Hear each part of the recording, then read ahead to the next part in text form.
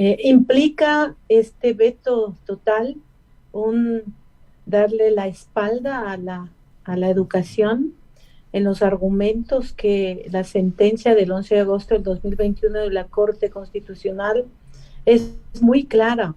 Los señores jueces que tomaron la decisión se plantea que la educación de calidad, la educación integral, la gratuidad tiene que ver con un derecho humano y dentro de este derecho humano de calidad integral necesariamente está el salario de los maestros, un salario que vaya mejorando en el tiempo. Por lo tanto, darle la espalda a uno de los actores fundamentales del desarrollo del país, como es el derecho humano a la educación, a la par con la salud. Por lo tanto, estos días del 13 de marzo que recibimos esa noticia en los famosos diálogos, para el maestro unionista el diálogo es un instrumento en donde ponemos en la mesa la problemática, debatimos las posibles salidas y generamos consensos. El día 13 de abril lo que se realizó fue una imposición por parte del señor presidente, y eso pues la dignidad docente representada en Isabel Vargas Torres pues no podía soportar. Eso no es diálogo. Entonces nunca existió un diálogo con los maestros. Isabel tuvo la decisión, porque es un mandato de los maestros, retirarse si no había diálogos con resultados, diálogo transparente.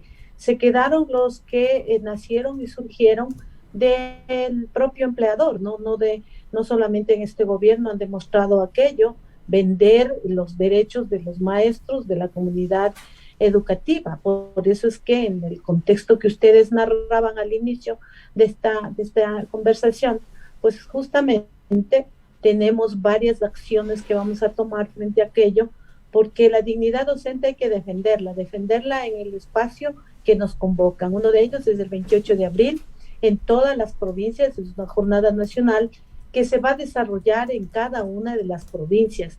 Por el 28 de abril, en diferentes horarios, será todo el día, dependiendo de las particularidades de las provincias, pero vamos con un grito el 1 de mayo.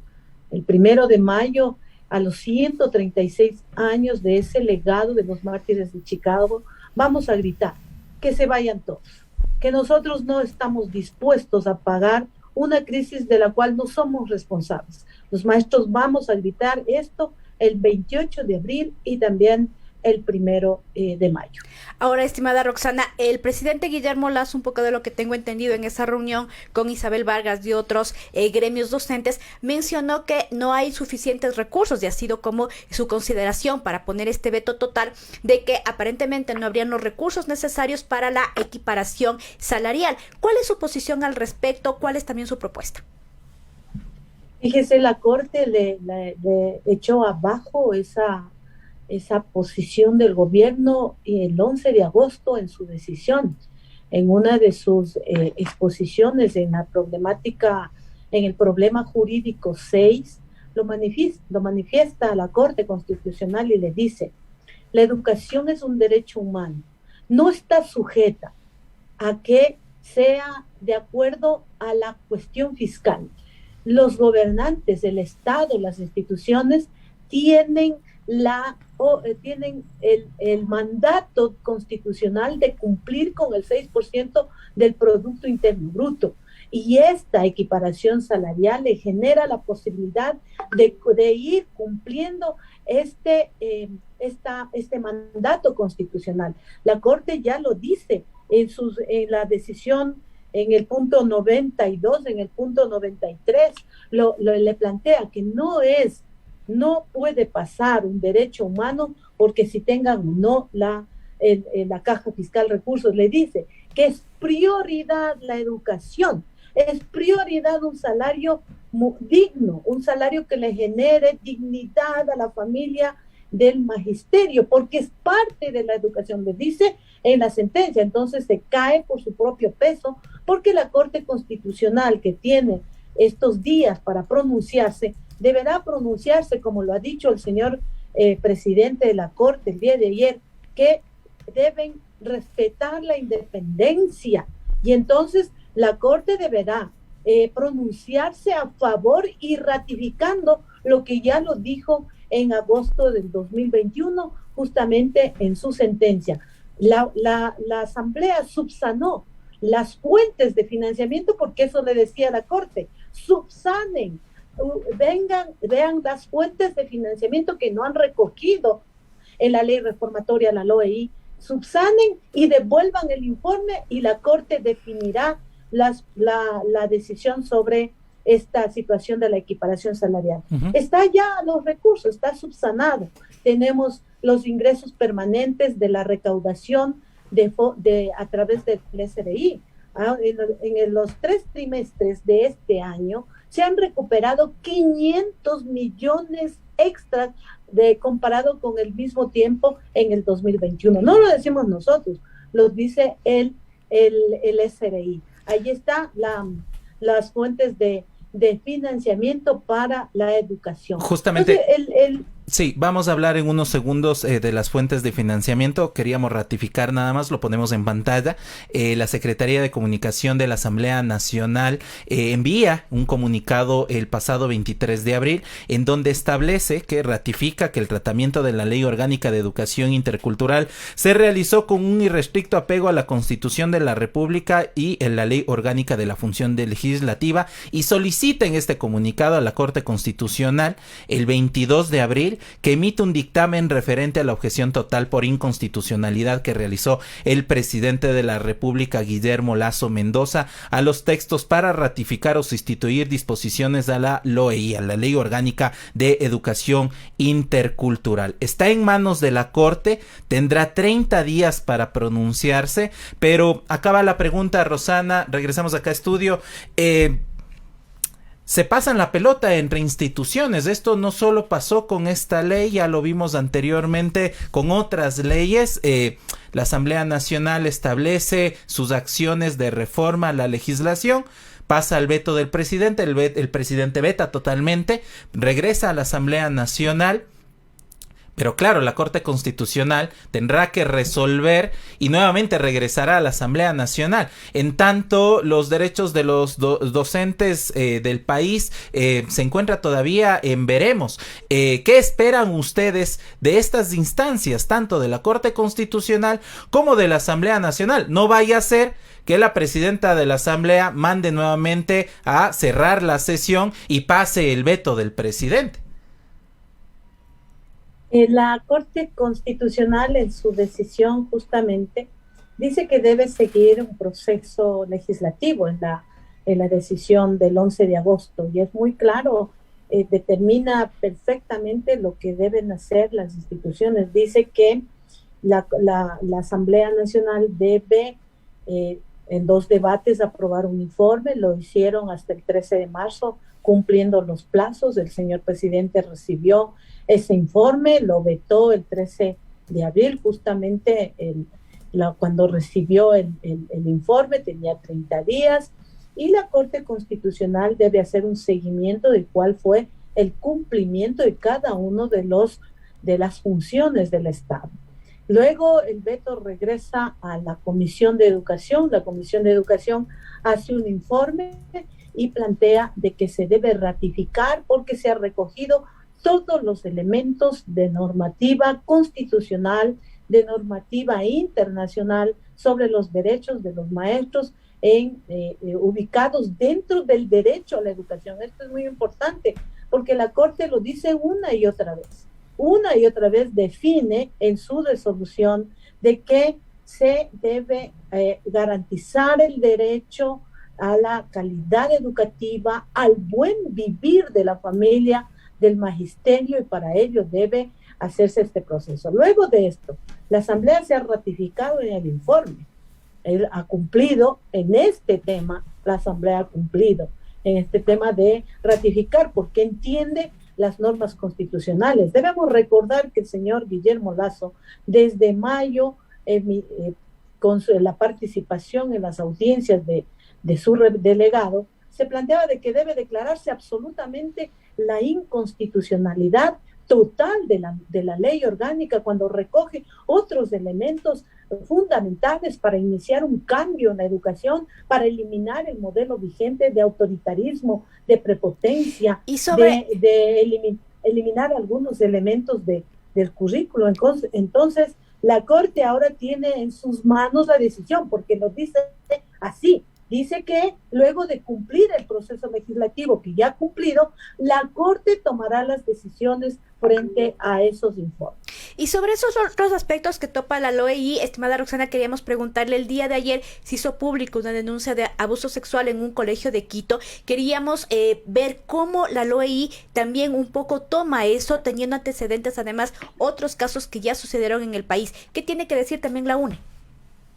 Cuando nosotros estábamos trabajando, porque ustedes al inicio decían, esto no es de ayer, esto no es de la otra semana, esta ley la construimos desde el 11 de marzo que fue aprobada la anterior ley, con algunos elementos que eliminaban derechos de los maestros, de los estudiantes, de la comunidad educativa en general.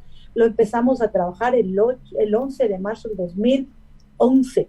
Lo presentamos el 8 de marzo del 2012, las reformas. Nunca fuimos escuchados. Luego fuimos actualizando en relación a lo que iba sucediendo con la aplicación de esa propuesta, porque una ley también genera una propuesta y un modelo pedagógico. Y en esa propuesta, donde hay el autoritarismo, la obediencia, la sumisión. Y esas consecuencias las vemos en el tiempo. Por ello es que esta ley, cuando la trabajábamos, recogía los elementos denunciados por la UNE al ministro anterior. Ustedes recordarán, nosotros tenemos una denuncia penal al señor Augusto Espinosa, que debe responder lo que pasó en cientos de escuelas y que tuvo conocimiento y no hizo nada. Por omisión, también por no hacer nada, tienen que responder. Y por eso nosotros en la ley recogimos a partir del artículo 63 de la LOEI, por eso decimos que es una ley que debe ponerse en vigencia de manera total. El párrafo a partir del artículo 64 de esta ley, que ha sido declarada constitucional, se genera el párrafo dice, de la cultura de paz y no violencias para la prevención y erradicación de la violencia en el contexto educativo. Eso es lo que tiene.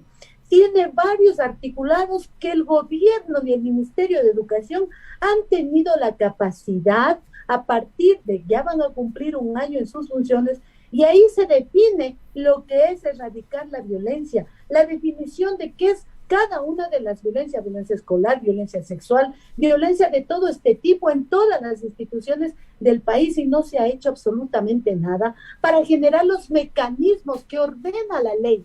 Por eso es que nosotros hemos planteado que deberían irse a la casa todos los responsables de lo que sigue sucediendo en el contexto educativo y en el país. Nosotros decimos más educación, menos cárceles, más educación, menos problemas carcelarios. Eso es lo que estamos planteando, y esta ley, construida por los maestros durante mucho tiempo, hoy fue aprobada y ahora no es cumplida. Por eso es que el incumplimiento de la norma también genera destitución de los funcionarios.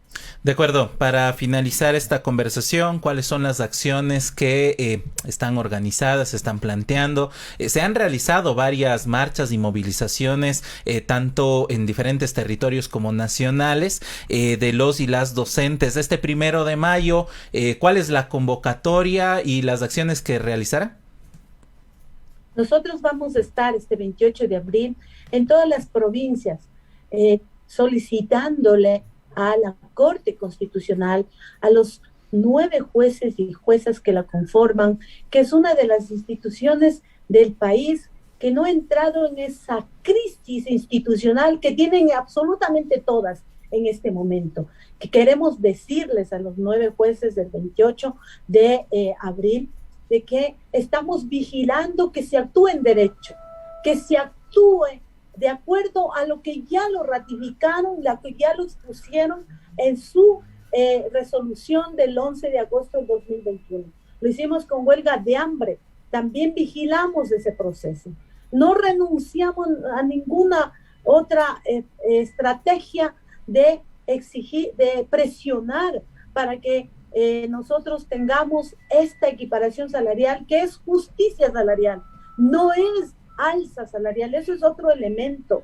Están las fuentes de financiamiento. Vamos a decirle a la opinión pública que no estamos exigiendo un alza salarial, que es una justicia salarial para que los maestros y maestras podamos tener esa equiparación que nos han negado, existiendo ley, existiendo resoluciones, nos han negado desde el 2016, junio 2016. Esa resolución la elevamos a ley en la LOEI en sus reformas. Por lo tanto, el día 28 vamos a estar en las calles y plazas diciéndoles principalmente a los señores jueces que tienen la oportunidad de ratificar su independencia con el señor Lasso, con el legislativo y con todas las otras funciones, que ellos actúan de acuerdo a sus pronunciamientos, como ya lo hicieron en agosto del 2021. Este 1 de mayo, como digo, gritaremos que se vayan todos los responsables de la crisis. Los pueblos queremos dirigir nuestros destinos y seguiremos en otras estrategias que no las descartamos, como una huelga de hambre también. Roxana, muchísimas gracias por esta entrevista y entonces estaremos pendientes de las acciones de la UNE tanto el 28 como el 1 de mayo. Muchísimas gracias. Muchísimas gracias a ustedes. Un abrazo fraterno.